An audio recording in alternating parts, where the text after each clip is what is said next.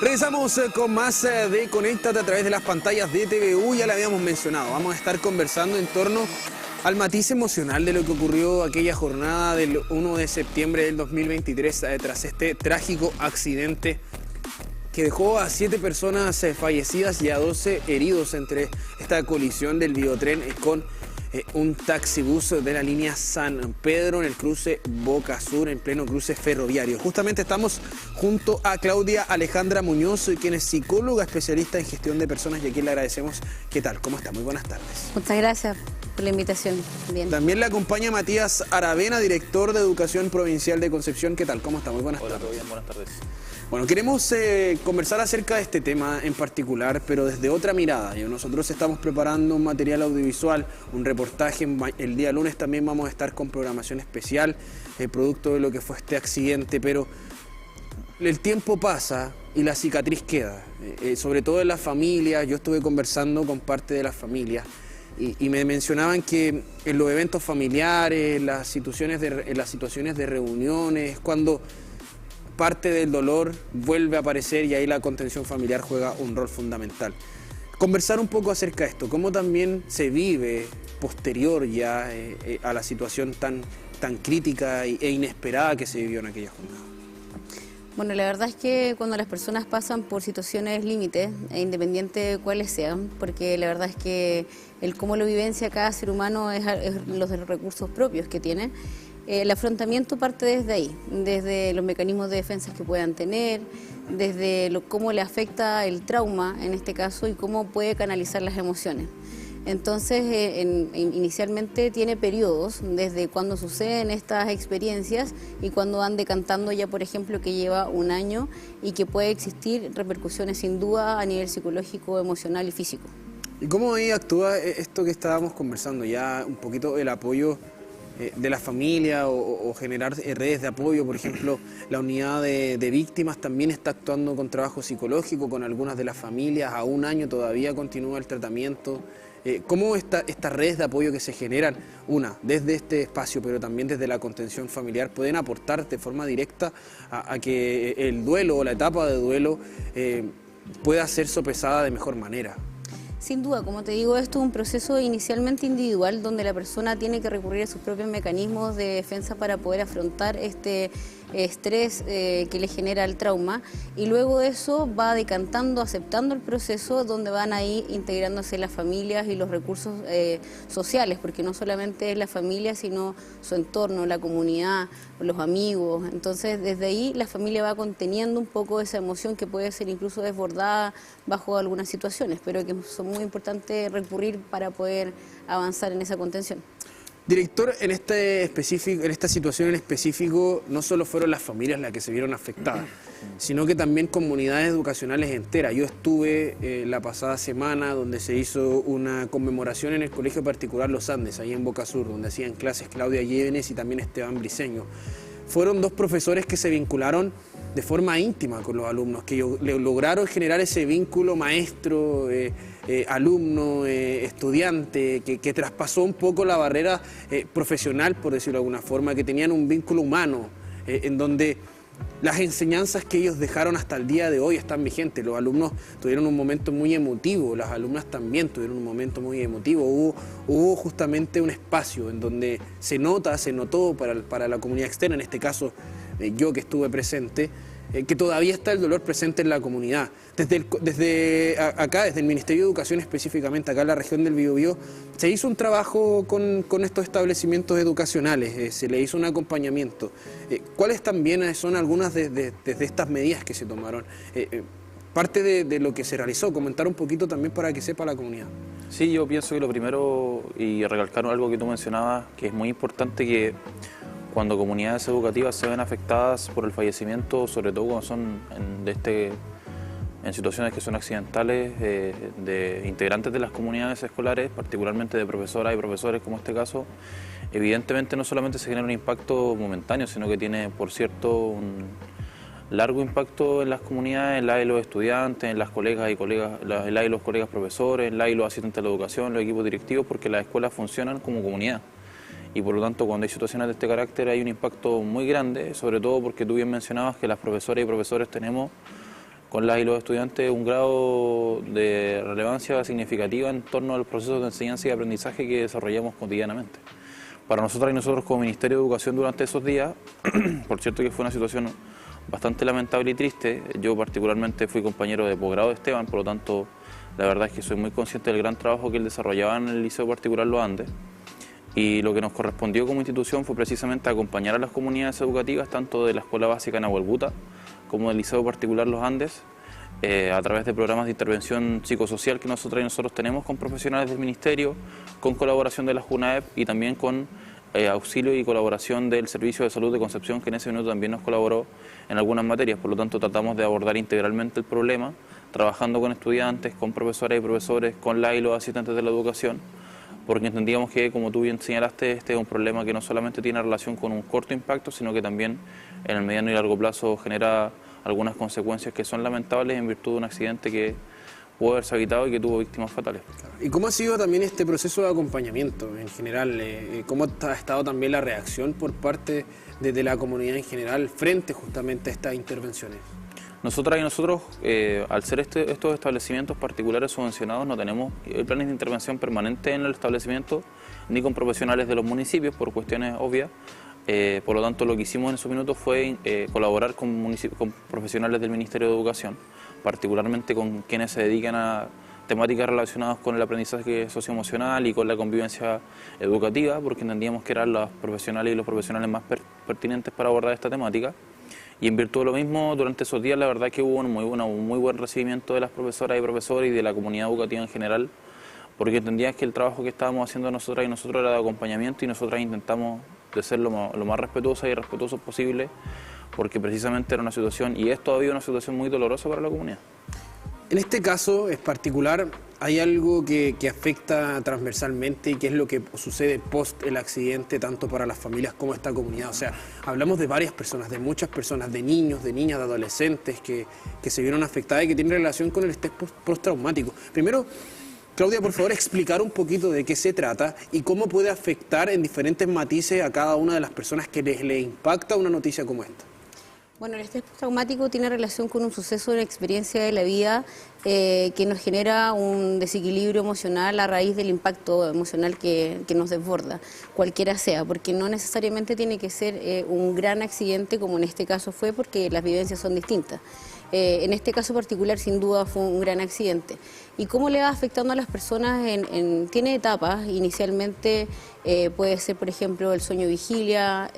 la alimentación, y a la larga puede ir afectando, por ejemplo, en la depresión, en otras situaciones emocionales que pueden irse controlando o no, el duelo, por ejemplo. Entonces tiene que irse evaluando a nivel como desde que recién comienza el suceso de accidente y, por ejemplo, tras un año. Si, por ejemplo, hoy en día continúan esas repercusiones emocionales, físico, mental, hay que ir viendo si es que es normal o no dentro de los parámetros psicológicos y psiquiátricos, porque puede ser un duelo no tratado o bien abordado desde una depresión mayor, ¿me entiendes? Entonces, bueno, es normal bajo estas situaciones que se vean afectado el sueño, ansiedad, miedo, ¿me entiendes? Sucesos que te van repercutiendo en la vida cotidiana, en el fondo, o no te permiten adaptarte a la normalidad de tu vida. Y hay otro matiz en particular en esto, porque no solo están las personas que fueron impactadas por el accidente, sino que hay 12 sobrevivientes, hay 12 claro. personas que vivieron una experiencia y estuvieron ahí, que tuvieron lesiones, que quizás en algún momento en lo que fue el accidente como tal no lograron dimensionar, pero al pasar esa fase, al empezar su proceso de recuperación, empiezan un poquito a notar lo que está ocurriendo, qué es lo que pasó, la repercusión mediática, ver imágenes, y ahí hacemos un llamado a la gente, por favor, cuando usted divulga imágenes en redes sociales, no solo está fomentando el morbo, sino que también genera un proceso de revictimización para aquellas personas quienes estuvieron ahí.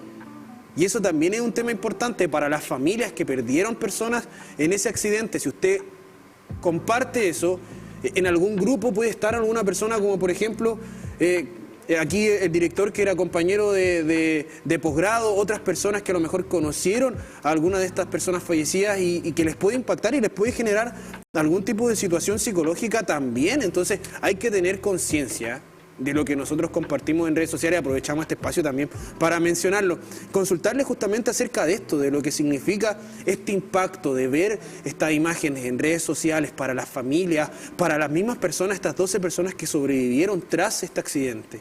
O sea, ya el accidente por sí, independiente de las imágenes, que por cierto es muy bueno el llamado que tú haces porque revivencia mucho más el suceso, el visualizarlo, y la verdad es que yo también vi las imágenes que estaban rondando y no habiendo estado ahí me parece tremendamente impactante. Entonces imagínate para las personas que realmente lo vivieron y su familia. Ahora, para ellos en sí mismos, la experiencia va a tener repercusiones iniciales. En primero es estado de shock, o sea, quizás de no aceptación de lo que está sucediendo, luego después ir aceptando el suceso, muchas veces puede ser con rabia, irritabilidad, ira, y al paso del tiempo va variando dependiendo de los mecanismos de las personas de afrontamiento, pero sin duda es una experiencia que va a ir afectando en el proceso normal de cada persona.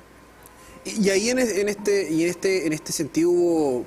dos alumnos, dos personas que en ese momento eran niños menores de edad, que estuvieron justamente en este accidente. ¿Cómo también se les acompaña en su proceso de reincorporación al establecimiento educacional, considerando que obviamente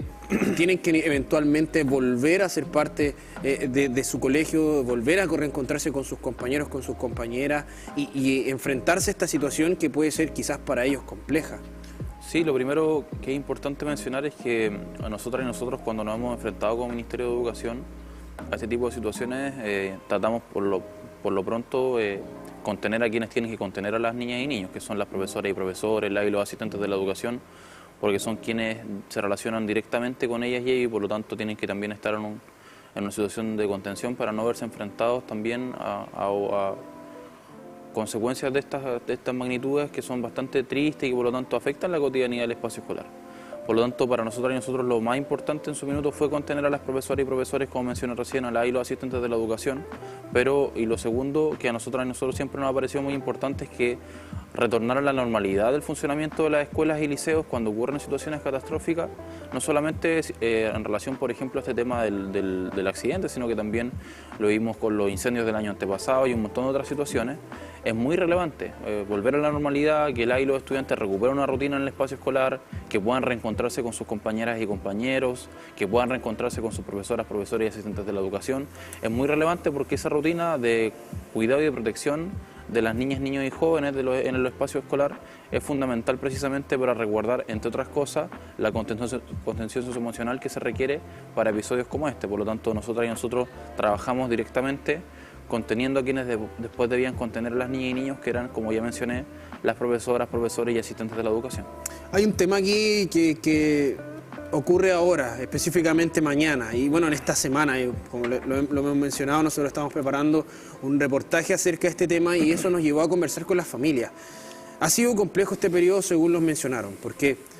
se retoma una cierta normalidad, lo mismo nos dicen ellos, hay que retomar la rutina, hay que volver a trabajar, hay que volver a estudiar, hay que volver a hacer las cosas que nosotros hacemos con normalidad, con dolor, con pena, con rabia, con enojo, pero eso va generando, liberando un poco la mente, eso es lo que, tal cual lo que estoy diciendo, es lo que me señalaron desde las familias. Pero en esta semana específicamente se genera otro proceso, algo distinto. Es como reencontrarse con una situación que no quieren ver, que no quieren mirar, pero que inevitablemente tienen que hacerlo, tienen que enfrentarlo. Entonces me contaban un poco que claro, que es como revivir un poco, no el accidente, me decían, no el accidente, sino que reencontrarnos con lo que ocurrió post-accidente, con el enojo que sentimos por parte, por ejemplo, de algunas situaciones en particular, con la pena que siento, eso me decía Claudia, me acuerdo, Cristina, hermana de Claudia, que con la pena siento de no tener a mi hermana, me decía, de Diane, hijo de Elizabeth, me decía de no tener a mi mamá, de ver a mi hermana que era su partner, era la persona con la que más estaba, de verla y que no esté. Entonces, reencontrarse con esas emociones complejas que ya estaban empezando a irse de a poquito y que ahora vuelven de forma fuerte. ¿Cómo también se puede ir acompañando o se puede ir viviendo este proceso complejo? Porque también hay que recalcarlo. Va a empezar a partir del lunes o de mañana también a verse en los medios de comunicación, que se va a cumplir un año y la gente y la familia va a empezar a verlo también. O sea, aislarse es muy complejo. Bueno, en todas las personas que han sufrido este tipo de experiencia, cuando llegan momentos como fechas para poder conectarse con ese episodio, vuelve a revivirse de alguna u otra manera la experiencia. Ahora, tremendamente importante lo que menciona es que en el fondo, en el colegio, por ejemplo, en el establecimiento, abordar a los profesores, la primera línea, por así decirlo, es importante para poder hacer esa bajada, y la verdad es que conectar con las emociones es lo que tenemos que hacer los seres humanos en lugar de evadirla, porque cuando suprimimos lo que realmente nos afecta, estamos guardando esa emocionalidad. ¿Y qué les recomiendo yo? Poder conversarlo, externalizar cómo nos sentimos, trabajarlo desde el aspecto socioemocional y poder decir cómo nos sentimos bajo esta experiencia o este suceso. También en las casas, en las familias, poder abordarlo de una manera donde tratemos de generar esa contención en familia, de enfocarlo desde el proceso, como de cantarlo desde la aceptación y generando un aprendizaje en este periodo que ya ha trascendido. Claro, porque es un tema ahí en particular y que se vio también en la comunidad educativa del Colegio Particular Los Andes, donde nosotros asistimos a ver justamente esta ceremonia. La emocionalidad, pero también el paso desde la educación, específicamente del rol, lo vamos aquí a mencionar, el rol de los profesores. Lo que dejaron en cada uno de los alumnos, de las alumnas del establecimiento, se traspasa, se ve, nosotros lo vimos. Lo vivimos. Ahora dejaron ahí un recuerdo también, que le invitamos a ver la nota que vamos a emitir mañana, porque en el colegio se dejaron 2 recuerdos en particular asociados a la imagen que va a vivir al menos en el establecimiento hasta que desaparezca. Ojalá que nunca ocurra, pero hasta que el establecimiento deje de existir, que eso se va a mantener así. Así que le dejamos la invitación para que pueda revisarlo mañana, el lunes. Pero lo que significa, o sea, el día lunes, perdón. Pero lo que significa también justamente para estas comunidades de también un poquito reencontrarse con estas emociones, pero también traspasarlas un poco y recordar y mantener viva la imagen y mantener también las enseñanzas que se dejan desde los profesores. Por ejemplo, Claudia tenía un tema muy particular con lo medioambiental, y eso ha quedado muy arraigado en el Colegio Particular Los Andes, y no solo ahí, también en el Jardín Unicornio, donde también trabajaba, también le hicieron una huerta. Entonces todos la recuerdan por eso, todos que sienten un compromiso mucho más fuerte ahora que no está, para poder seguir los ideales que les dejó su profesora. Lo mismo con Esteban, tuviste la oportunidad de conocerlo. El tema de la historia para él era una forma de poder acercar el conocimiento a los niños, a los adolescentes, poder enseñarles justamente su pasión, algo que fue que yo también ahí fui parte de un poquito de su reseña, y tenía un matiz que él le había hablado a su alumno. O sea, los alumnos pudieron hablar de él a través de él, siendo él el que estaba presente, y eso fue una situación bastante bonita y emotiva en tu rol como director, pero también de lo que significa para los profesores y para las profesoras que los recuerden de esa forma, que se genere ese vínculo con los alumnos. Sí, la relación entre las profesoras, profesores y los estudiantes no solamente es la relación formal de una persona que le enseña a quienes son menores de edad, a quienes son niñas, niños y jóvenes, sino que también se genera una relación afectiva porque la relación de enseñanza es una relación, por cierto, muy noble. Es una persona que le está transmitiendo o entregándole herramientas a las niñas, niños y jóvenes para aprender ciertas materias, y en ese grado de relación, por cierto, que hay un despojo, hay cierta nobleza, porque la persona que enseña también permite que el otro aprenda. Y en esa relación, por cierto que insisto, no solamente se articula una formalidad sobre aprender, no sé, matemática, o aprender a leer, o aprender a sumar y restar, sino que también se aprenden otras cosas, valores, hay emociones relacionadas, y en esa conjugación, por cierto que hay profesores y profesores que dejan en las y los estudiantes no solamente herencias desde el punto de vista, vuelvo a decir, de disciplina específica. O sea, estas profesoras y profesores no solamente le enseñaron a sus estudiantes, no sé, sobre historia o sobre ciencias naturales, sino que también les dejaron otra herencia, otro grado de compromiso, mucho cariño de por medio, porque el acto de enseñar también es un acto de cariño, y por lo tanto es muy lógico y, por cierto, muy bonito que se les recuerde con mucho afecto, porque, por cierto, las profesoras y profesores cuando nos dedicamos a enseñar y a que los estudiantes aprendan, mucho también vocación, mucho cariño, mucho afecto, y por lo tanto, por cierto que cuando hay situaciones de este carácter, eso reflota y resurgen esas emociones, porque también hay emociones imbricadas en el proceso de enseñanza y aprendizaje. Por lo tanto, yo pienso que es muy relevante lo que tú mencionas, porque en el caso de las profesoras y profesores fallecidas, no solamente había un compromiso relacionado con su rol formal como profesoras y profesores, sino que también con el centro de estudiantes o con cuestiones relacionadas al medio ambiente, como tú mencionaste. Por lo tanto, había un grado de incorporación y de compromiso con las comunidades educativas que, por cierto, hoy día genera un grado de memoria hacia ellos que esperamos que se mantenga viva durante mucho tiempo más, porque como tú mencionaste, hay un grado ahí de cariño y de afecto que es importante rememorar. Claudia, ¿y cómo se lidia con la ausencia en este caso de la comunidad educativa? Quizás habían alumnos o alumnas que tenían mayor cercanía con estos profesores, que a lo mejor eran confidentes, que podían servir de guía, no solo de profesor, no solo de enseñanza,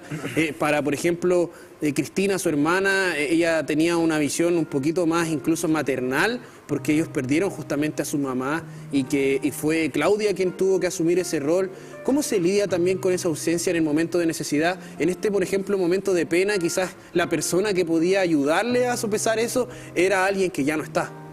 La verdad es que estoy muy de acuerdo, yo hago docencia universitaria y la verdad es que uno no transmite solamente conocimientos. Cuando se genera un vínculo humano, hay un vínculo amoroso detrás de eso, donde la verdad es que es muy hermoso lo que uno le puede transmitir al estudiante y lo que le va dejando como sembrando. Entonces, el lidiar con la ausencia sin duda duele, porque extrañamos a esa persona que nos estaba ayudando en ese camino. Sin embargo, si lo transformamos en aprendizajes, podemos dejar estos otros legados y tomarnos desde eso para fortalecernos y decir, bueno, no sé, a la profesora lo guiaba a cierto motor, voy a trascender en eso, voy a tomar eso y voy a impulsarme a poder expandirlo, a generar a más personas que vayan en ese mismo rumbo. La verdad es que depende de cuál lo quiero tomar esa ausencia, si transformarlo en un sufrimiento o transformarlo en algo que pueda florecer y poder dejar el legado de lo que los docentes nos transmitieron. ¿Y cómo también se logra? Porque claro, desde la perspectiva un poco más madura, un poco más adulta, quizás podemos trabajarlo, pero a estos niños, a estos adolescentes también que les impactó, ¿cómo también se les puede ayudar a ellos? Mira, a los niños es importante que conecten con las emociones. Muchas veces hasta los seres humanos adultos no sabemos cómo lidiar con las emociones, entonces primero es conectar y saber qué es lo que sienten. Y no pasa nada que sientan rabia, sientan tristeza, es canalizarlo y poder expresarlo. Y la expresión se puede dar a través de distintas formas, el arte,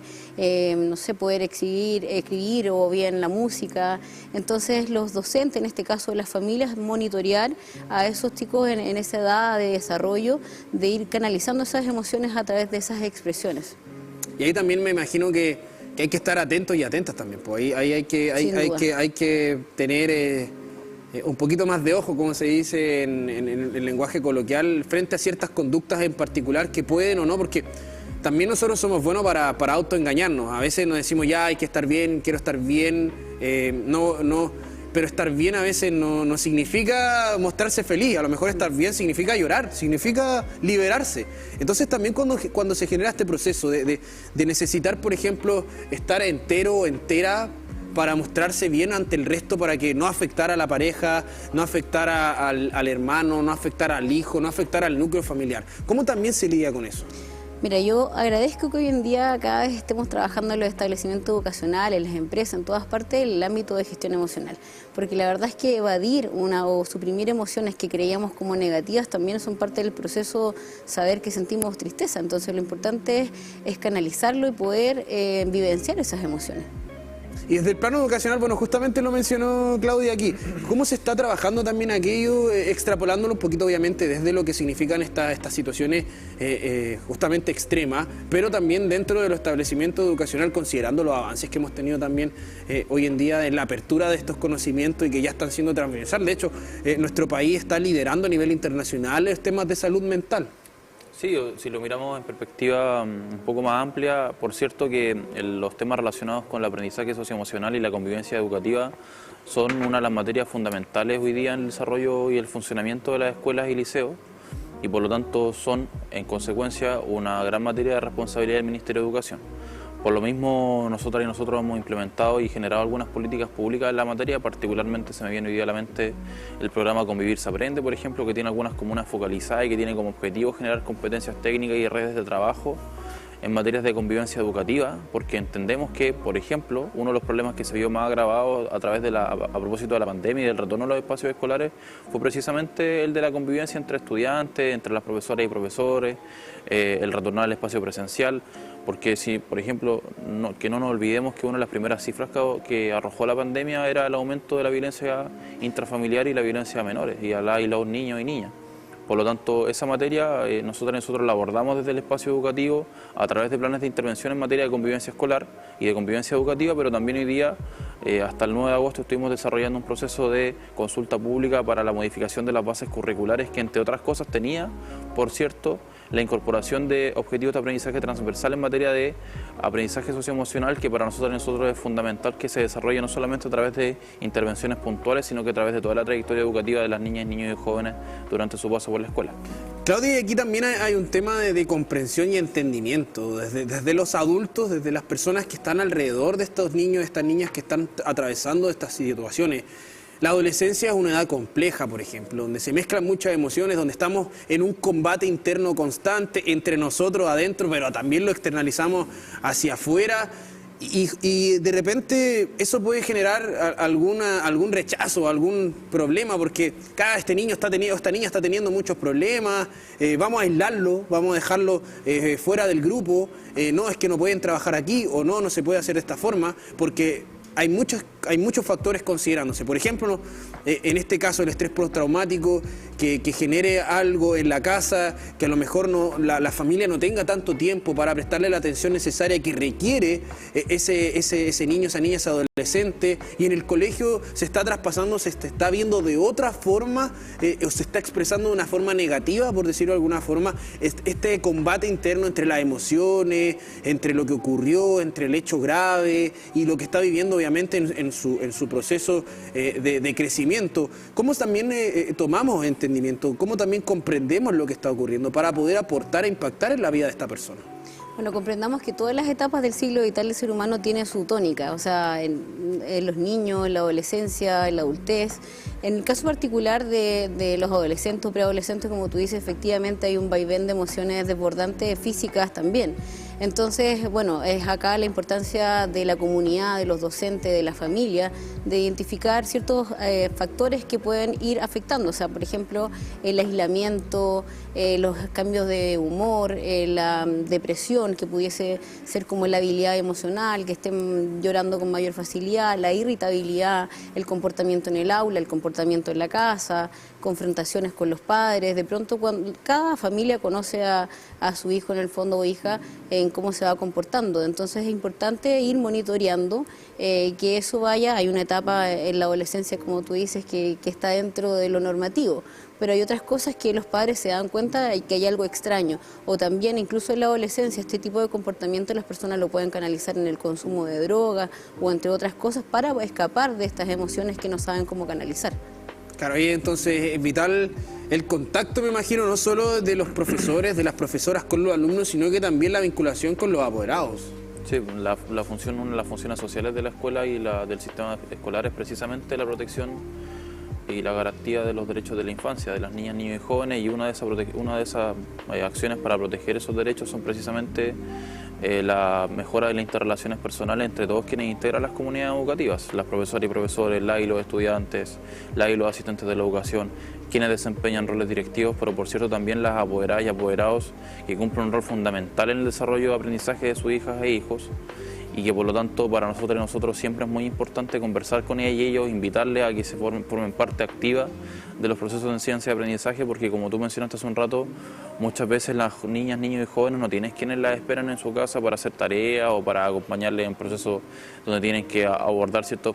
temáticas conflictivas dentro del espacio escolar, porque precisamente el rol de las apoderadas y apoderados, que muchas veces no solamente son los padres o las madres, sino que a veces son tías, tíos, hermanos, hermanas, abuelitas, abuelitos, cumple un rol fundamental, y por eso es que para nosotros es muy importante desarrollar también un trabajo permanente, por ejemplo, con las uniones comunales de apoderadas, apoderados, padres y madres, porque entendemos que ahí también hay un rol fundamental para este proceso que nosotros entendemos es colectivo. Bueno, le agradecemos a ambos por estar con nosotros en esta jornada, por compartir también su experiencia, sus conocimientos en torno a este tema. Lamentablemente es un periodo complejo estos días para estas familias, para estas 7 familias que se vieron afectadas, también para aquellas personas quienes participaron lamentablemente de forma directa e indirecta en el accidente. Hubo algunos testigos que eran parte del mismo colegio, gente que vio el evento. Entonces, claro, van a ser días complejos, pero quisimos abrir este espacio de conversación también para hablar acerca de las emociones, de los sentimientos, de cómo funciona un poquito nuestra cabeza y el acompañamiento que se le ha dado también desde el Ministerio de Educación a estos colegios, a estos establecimientos educacionales, que sabemos hay ciertos límites. Obviamente hay un colegio particular, hay algunas competencias que entran y otras que no, pero lo cierto es que al menos también queremos aprovechar de enviarle ahí un fuerte abrazo a las familias que están atravesando un momento complejo. Así nosotros lo vimos justamente en terreno, así que esperar nomás que esto sirva de conciencia y que por favor una situación como esta no vuelva a ocurrir, sobre todo considerando que involucró al transporte público, si ese también hay un detalle ahí en particular. Muchísimas gracias a ambos por estar con nosotros en esta jornada. Gracias a ti. Y de esta forma nosotros ya vamos finalizando nuestro programa Conéctate. Como siempre le queremos dejar la invitación para que revise todo nuestro contenido a través de las multiplataformas de nuestro canal. Y recuerde, hoy estaremos con nuestra edición central con todo el acontecer noticioso de la jornada de hoy. Que tenga una muy buena tarde.